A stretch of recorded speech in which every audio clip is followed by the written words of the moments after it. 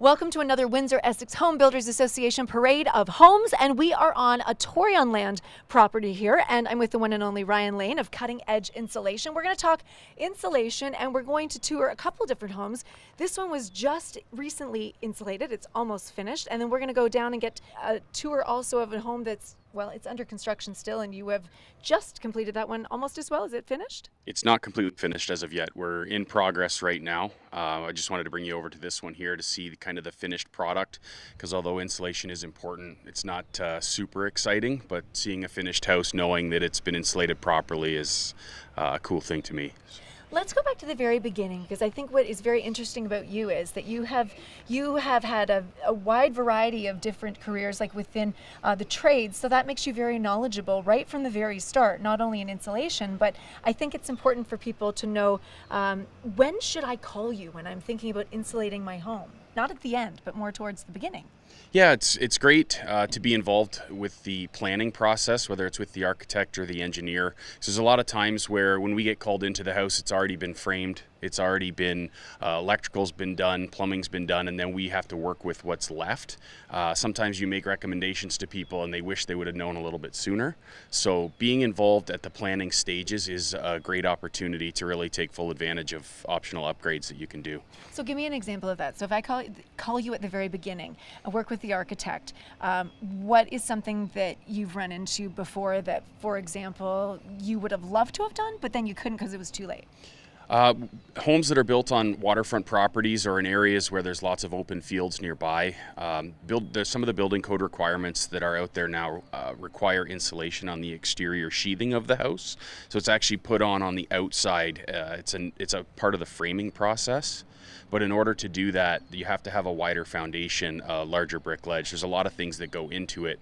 So people that actually would have wanted to have that, but it wasn't mentioned to them, when we get in to insulate that stage, that ship's already sailed. It's not a possibility at that point. So Now let's talk different types of insulation, because you have about 3 different types, I believe. yeah, there's you have blown loose fill insulation, which is traditional for your attic insulation. Then the most common product that's still used in construction is fibre batt insulation, and then the upgraded options with spray foam we use a lot in strategic areas of the home. So, for example, some of the homes that we're going to see, or the one we're going to see down the street here, you put the spray foam in the upper part of the house? Yeah, we did the flat roof details because those can't be vented properly. And just to ensure that they're properly done. A flat roof detail can be problematic if they're not handled properly. So the spray foam is a great way to go about fixing that problem. And how do people decide what they want to do or what they need? I mean, everybody has a budget. You can do all spray foam. It's not even something that I typically recommend to do full spray foam throughout the whole house, but there's areas where strategically you can make key improvements using spray foam without going too crazy and making the costs go out of budget.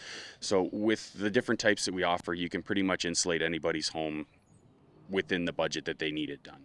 And at the end of the day, we're talking about your comfort at home, and you do all types of homes, whether they be modern or we're talking even net zero, energy savings, energy efficiency. That's really what it boils down to, correct? Yeah, absolutely. Yeah, and what would you say is the most important thing to consider in terms of insulation?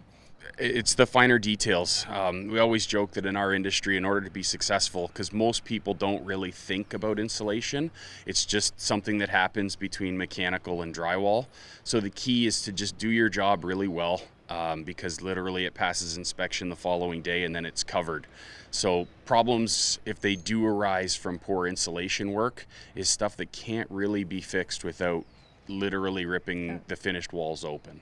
So do it right the first time. Yes. And do it with cutting edge insulation. How far will you travel? Because I know we're in Windsor-Essex, we're in Kingsville area today, but you go as far as Grand Bend and London, and is there anywhere you won't go? We would go anywhere, but in some cases it's going to be more cost effective for the person building their home or their building to look locally. But yeah, anywhere. We're based out of Chatham. I live in Kingsville, but we travel as far as Grand Bend to the far west side of London, and then all of Kent and Essex County. Well, you know what I love most about you, Ryan, is you're so knowledgeable, and as you said, right from the start, it's the planning. It's that pre-planning right from the very beginning, get you involved at the beginning versus the middle or towards the end, and I think you're going to have a better project overall. Yep. All right, so what's the best way to reach you?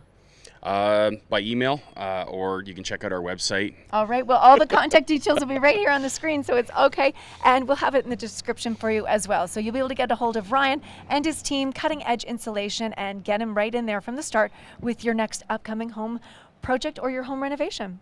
Thanks, Melissa. Thanks, Ryan.